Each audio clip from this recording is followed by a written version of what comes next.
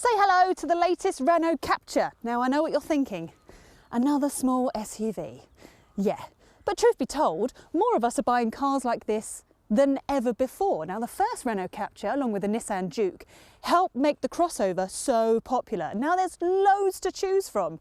So you might be wondering, is it worth buying one of these considering there's so much competition? Now I am about to bring your wondering to an end. But before that, make sure you give this video a thumbs up, subscribe to the Car Buyer YouTube channel, hit the bell icon, and then you can get notifications for whenever a new video comes out. And you don't want to miss that. The Captur shares lots of parts with the Clio, but Renault also wants it to benefit from that car's chic, cosmopolitan image.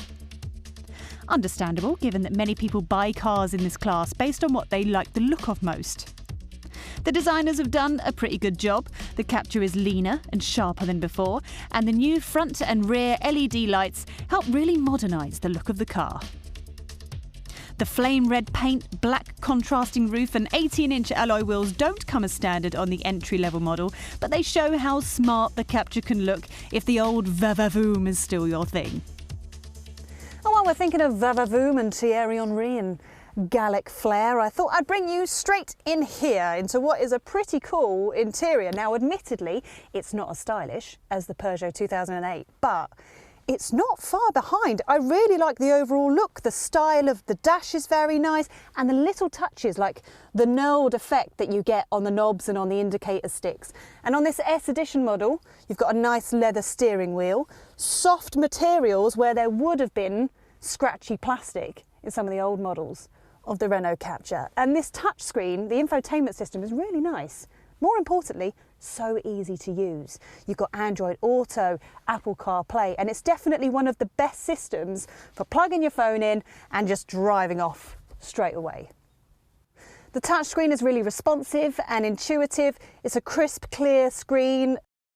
There's one thing that I think is worth pointing out. If you're particularly tall, it does feel like you're perched on top of the seat rather than sitting in it.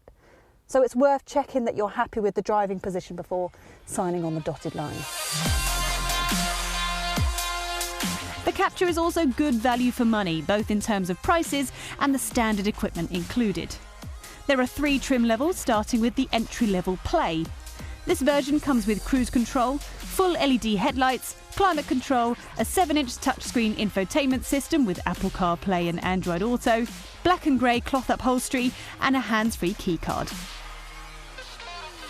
This top-of-the-range S Edition model has extra luxuries including alloy wheels, roof rails, a bigger 9.3-inch touchscreen, front and rear parking sensors, a rear-view camera, leather seats, a wireless phone charger, and ambient lighting. Most buyers will go for the mid-range iconic model though. We think it's the sweet spot in the range. If you want a few extras, options like the sunroof and Bose sound system on our car are relatively cheap to add.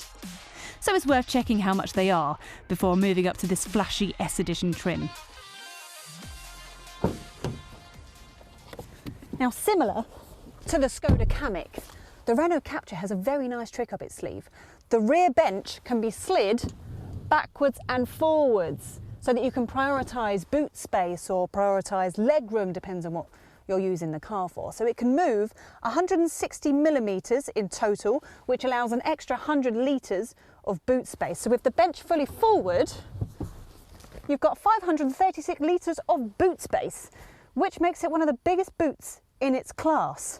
Now granted, I'm not going to want to sit like this for a long time because these jeans are tight and it will cut off my blood supply. But the flexibility means that the Renault Captur is more versatile than some of its competitors, which is important because there's not much to choose between the cars in this class.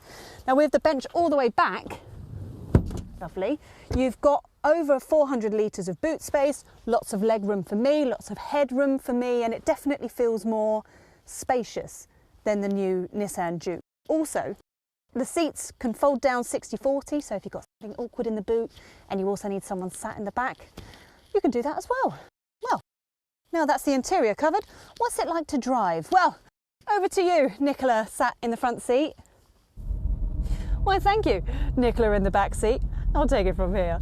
So this is 128 brake horsepower, 1.3 litre petrol, and it's what I like to call nicely nippy. Now there is a 99 brake horsepower 1 litre petrol, which is probably going to be more popular because it's more economical and it's a bit cheaper. But that one feels a little bit slow at times. I feel like this is the useful upgrade you're going to need if you can stretch to it. There is a 153 brake horsepower option, but I mean, this gives you everything you need really. Plus it helps keep the price down. Speaking of prices, this 7-speed automatic gearbox is really smooth, but it does add some money to the cost of the car. Whereas the 6-speed manual gearbox suits the car just fine. So I don't see why you would want to spend any more money unless you desperately want to get an automatic. The 128 brake horsepower petrol engine, or TCE 130 as Renault calls it, gets the Captur from 0 to 62 in 9.6 seconds, or 10.6 with the manual gearbox, which is significantly quicker than the 13.3 seconds of the TCE 100 1 litre petrol. This car's official economy figure of 44.8 miles per gallon is slightly lower, but in reality, you're unlikely to notice much difference, so it won't cost much more to run. Renault also offers a 1.5 litre diesel engine with either 94 brake horsepower or 113 brake horsepower, and both return a miles per gallon figure in the mid to late 50s, depending on the exact specification. These are likely to prove a niche choice, as they'll only really suit owners who do a lot of miles on the motorway every year. Most Capturs will spend their time in and around town. Another reason the diesels won't be so popular is the benefit-in-kind surcharge for company car drivers. It means those who want to run a Captur as a company car are more likely to go for the E-Tech plug-in hybrid instead, which claims economy of up to 188 miles per gallon. Its official CO2 emissions figure of 34 to 36 grams per kilometre put it in a very low tax bracket. Now the Renault Captur feels a little bit unusual in this class because it's not really trying to be sporty.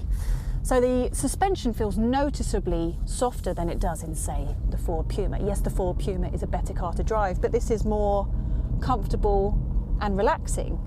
Now it does lean a bit in corners, but the steering feels accurate and it does feel like a safe car to drive, even if it doesn't egg you on to go that little bit faster.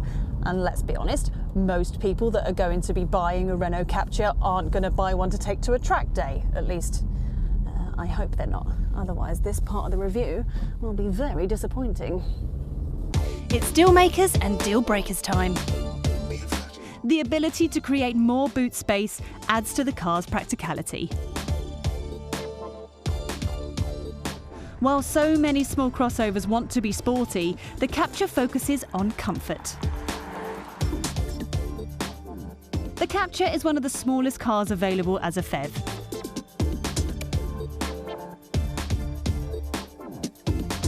It's a great car, but it's not the most stylish, the best to drive, or the most luxurious car in its class.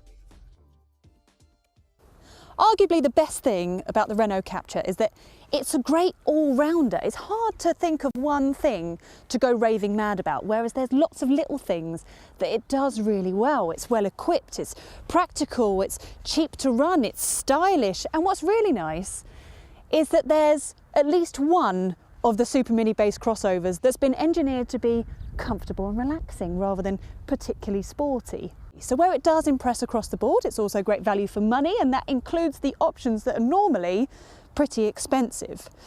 Oh, plus add to that, the Renault Captur is currently the only car in its class that's available as a plug-in hybrid. And that makes it a very, very popular choice. So yes, the Renault Captur was one of the first crossovers available, but this latest one means it still remains one of the best. If you found this video useful, then why not watch our Family Hatchbacks playlist? Thanks for watching.